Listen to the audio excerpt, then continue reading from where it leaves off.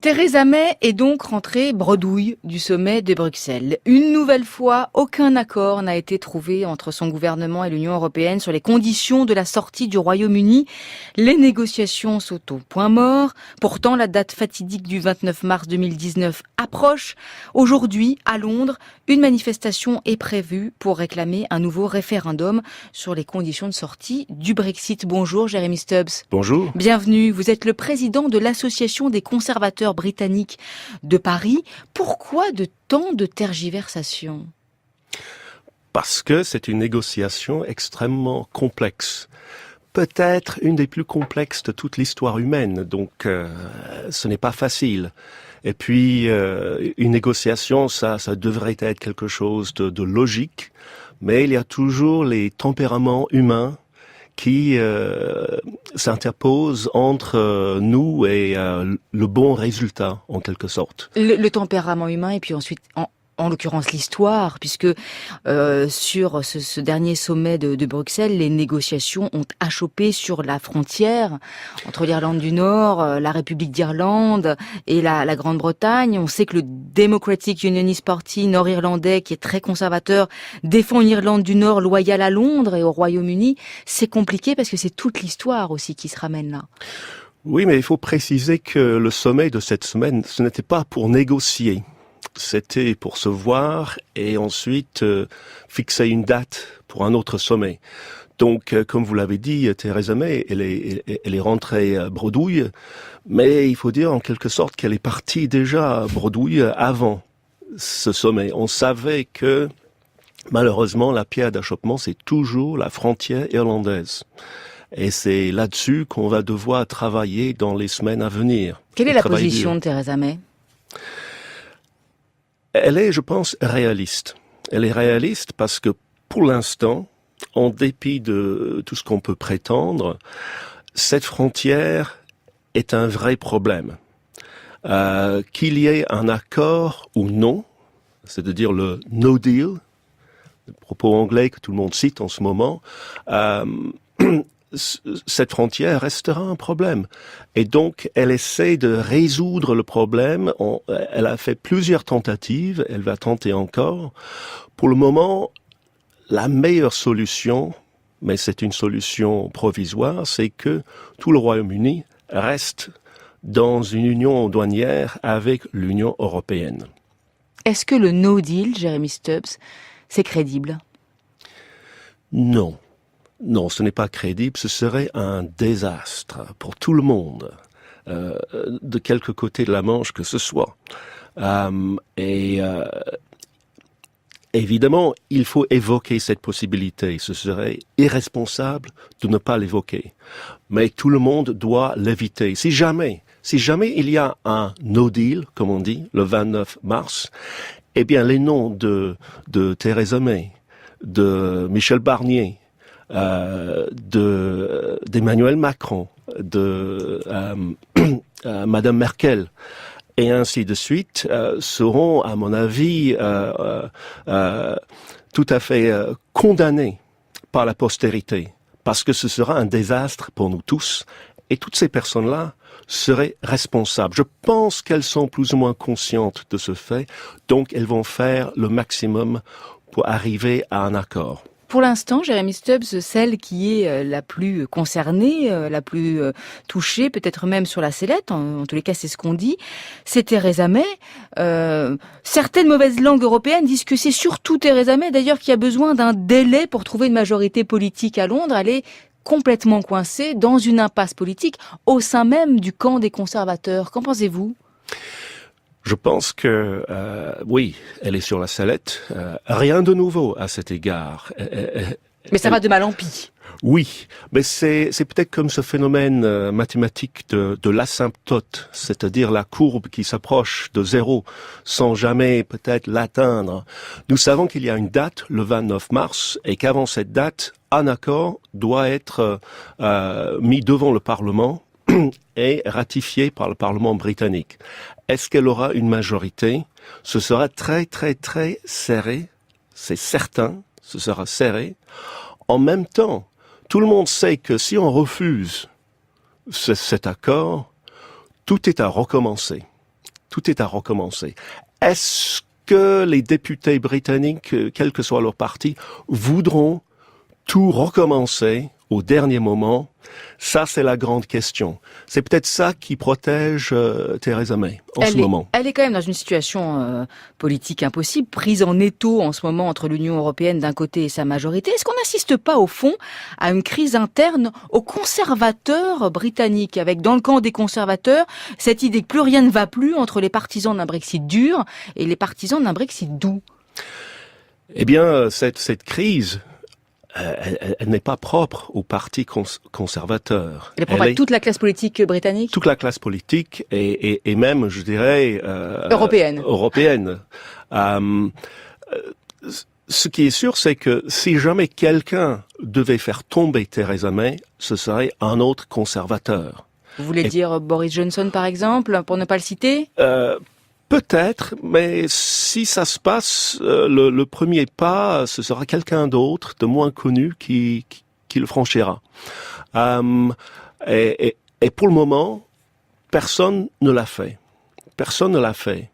Est-ce que c'est un signe qu'on n'ose pas, ou est-ce que c'est un signe qu'on n'a pas encore atteint le point où les partisans d'un Brexit dur ne supporteront plus Theresa May, ne supporteront plus cette attente, en quelque sorte, d'un accord un peu bancal qui ne plaît pas vraiment qui ne plaît pas à personne, mais qui est quand même pratique et réaliste pour le 29 mars. Vous disiez, Jeremy Stubbs, que la crise était plus largement une crise des partis politiques au Royaume-Uni, hein, oui, et on élargira à l'Europe tout à l'heure. Mais restons un moment sur le Royaume-Uni.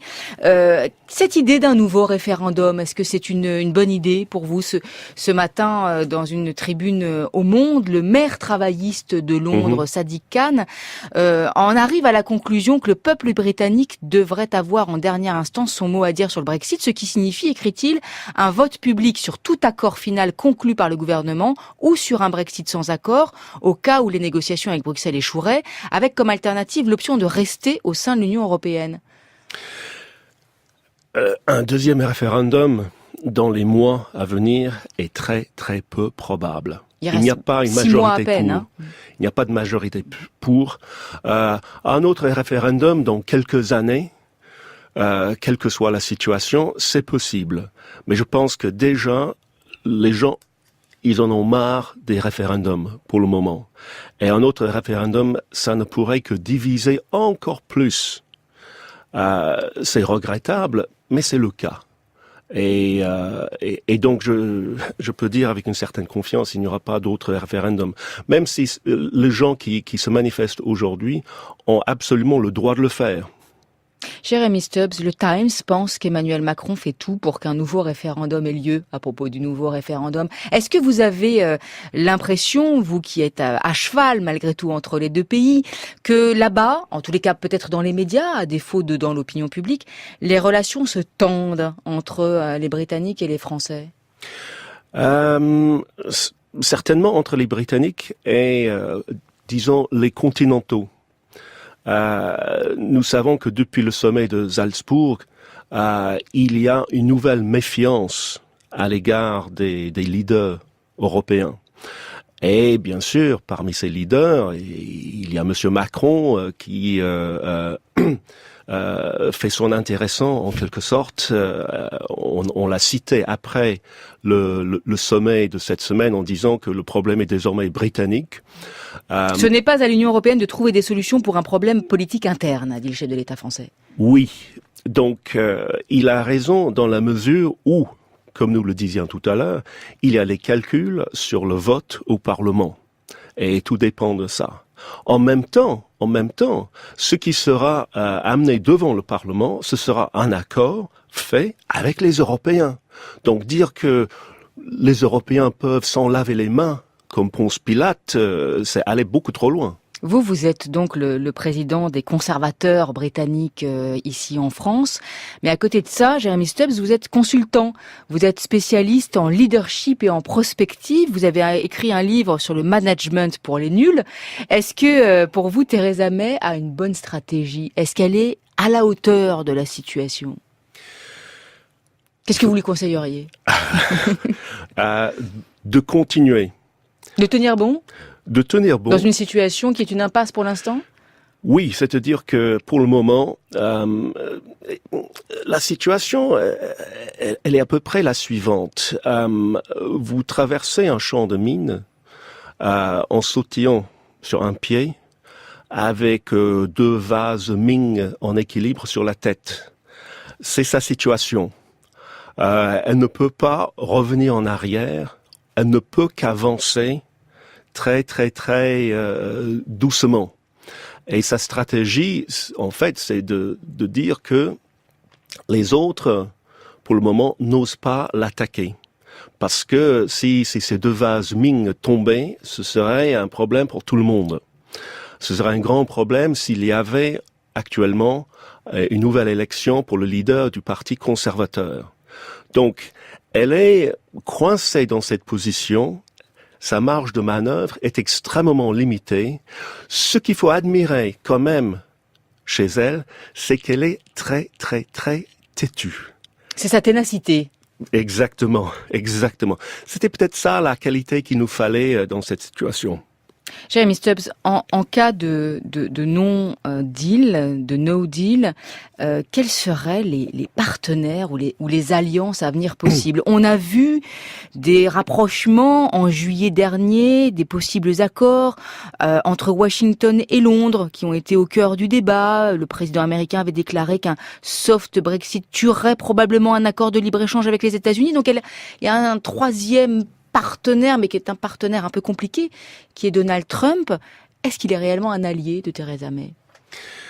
Je pense que non, parce que c'est tout à fait légitime. Monsieur Trump, il a ses propres priorités, et il n'est pas là. Les États ne sont pas là pour être des amis. En quelque sorte, un État doit suivre ses propres intérêts en premier. Ce n'est pas la même chose en ce qui concerne les peuples, mais les États. Donc, ce qui est ironique, en fait, c'est que le Royaume-Uni voudrait négocier des accords commerciaux avec des partenaires qui sont des partenaires possibles pour l'Union européenne aussi. Donc, on parle aussi d'un nouvel accord commercial potentiellement entre l'Union européenne et les États-Unis. Donc, que dire, c'est paradoxal. C'est paradoxal et on n'est pas encore sorti de ce champ de mine paradoxal. Avec les deux vases Ming dans chaque main, c'est ça? Eh oui, exactement. Bon. Jeremy Stubbs, vous parlez des peuples précisément. Vous en faites partie, tout président des conservateurs britanniques en France que vous êtes. Cette relation entre les Français et les Britanniques, vous disiez qu'elle n'est pas mise à mal, mais que les choses sont compliquées. On a pu lire en septembre la note du préfet Michel Lalande des Hauts-de-France, annonçant un chaos, disant que les Hauts-de-France, qui est quand même la région la plus proche, bien sûr, et donc la plus touchée, puisque c'est là que se font la plupart des transactions, aussi bien en termes de circulation humaine que de circulation des marchandises. C'est la région qui abrite les ports de Dunkerque et de Calais. On prévoit un chaos en cas de no deal, et déjà même le chaos pourrait même avoir lieu, même si le Brexit trouvait un accord. Est-ce que la relation que vous éprouvez à la France, vous qui vivez depuis 2004, est ébranlée? Est-ce que vous vous sentez... On a même lu que le gouvernement français prévoit un corpus législatif en cas de non-accord, un projet qui devrait arriver au Parlement en novembre, et l'une des mesures concerne les visas qui pourraient devenir obligatoires en cas de séjour en France de plus de 3 mois pour tout citoyen du Royaume-Uni. Vous êtes 300 000 Britanniques en France, alors il faudrait une carte de séjour si on voulait rester plus longtemps. Est-ce que vous resteriez en France dans ce cas-là? Bien sûr.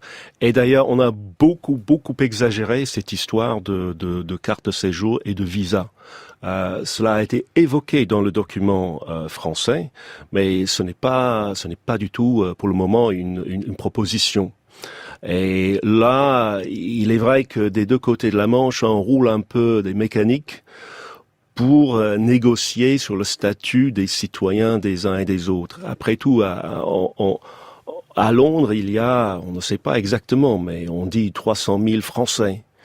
Donc c'est un peu comme si on était des otages de chaque côté de la Manche. Mais je pense que là aussi, le bon sens va dicter une solution dans les mois à venir. Ce n'est pas, Vous êtes confiant? Oui, tout à fait. Ce n'est pas le point le plus difficile. Le plus difficile. Le plus difficile.